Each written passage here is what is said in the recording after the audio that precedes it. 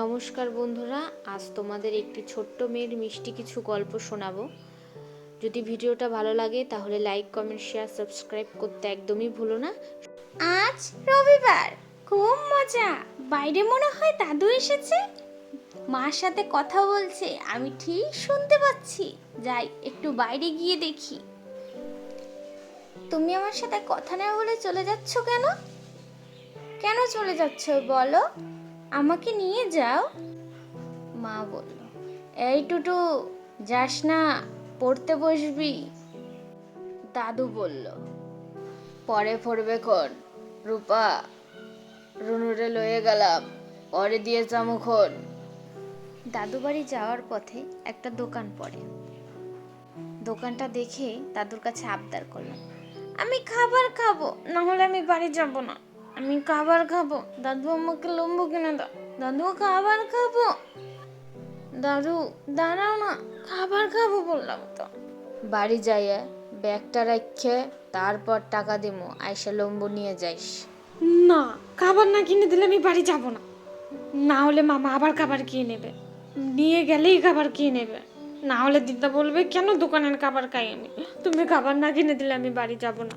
খাবার কিনে দাও দাদু, ও দাদু খাবার কিনে দাও, খাবার কিনে দাও। এত বদর বদর করিস না তো, বাড়ি চ, তারপর দিমুনে। কইছি তো বাড়ি যাইতে করছি তো আমার লগে। বাড়ি চ, তারপরে খাবার কিনে দিব। এত বদর বদর করলে ভাল লাগে না। বিশ্বাস কর, কেউ খাবে না। কই গেল গো রত্না? রত্না, ব্যাগটা লয়ে যাও, ব্যাগের মধ্যে সবজি আছে, লয়ে যাও। বাড়ি পৌঁছে দেখি যেখানে বাঘের ভয় সেখানেই সন্ধ্যা হয়। মামা দিদা দুজনাই আছে। দিদা বলল, এতক্ষণ লাগে আইতে, বেলা গেল গাছে, রান্না বহামো না আমি। কত টাইম লাগে আইতে? রুনুরেও লইয়া আইসো দেখি। দেখতে পেলাম ব্যাগটা দিদার হাতে দিয়ে দাদু পকেট থেকে 10 টাকার একটা নোট বের করে আমার হাতে দিল। এক ছুটে চলে আসলাম দোকানে। দোকানদারকে বললাম, আমাকে একটা লম্বু দাও আর 5 টাকা ফেরত দাও। আমার 5 টাকা বাড়ি নিয়ে যেতে হবে। হ্যাঁ হ্যাঁ, ওই বড় লম্বুটা দাও, ছোটটা দিও না কিন্তু। 5 টাকাটা নিয়ে লম্বুটাও নিয়ে চলে আসলাম সোজা বাড়ির থেকে। বাড়ির দিকে এসে দেখি টুকটুক করতে করতে মামা আমার দিকে এগিয়ে আসছে। মামাকে দেখে লম্বুটা পেছনে লুকিয়ে ফেললাম। এক ছুটে চলে গেলাম দাদুর পেছনে। দাদুকে 5 টাকাটা দিয়ে দাদুর পেছনে লুকিয়ে আছি। মামা এসে বলছে, আমাকে দিবি না? দে মামা, একটু আমিও খাই। মামার কথা শুনে মামাকে একটু ভেঙে দিতে গেলাম।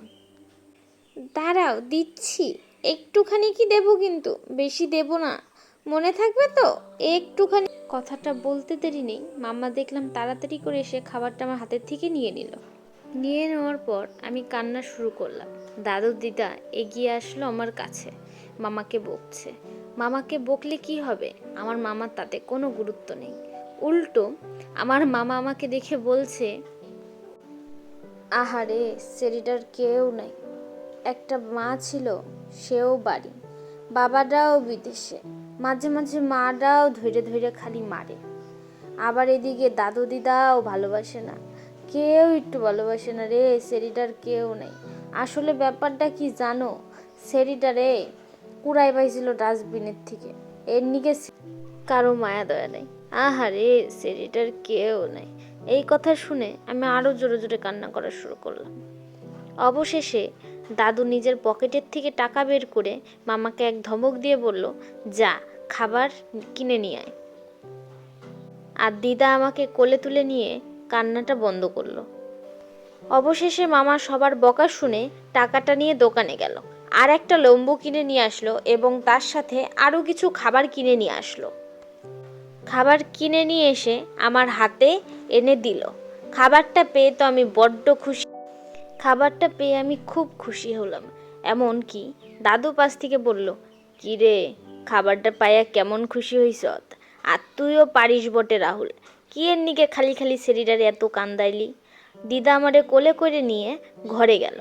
ঘরে গিয়ে ভালোভাবে আদর করে করে বলল, যা, এবার তোর মাকে আম কটা দিয়ায়। এই হচ্ছে আজকের গল্পটা কেমন লেগেছে অবশ্যই আমাকে জানিও। ভালো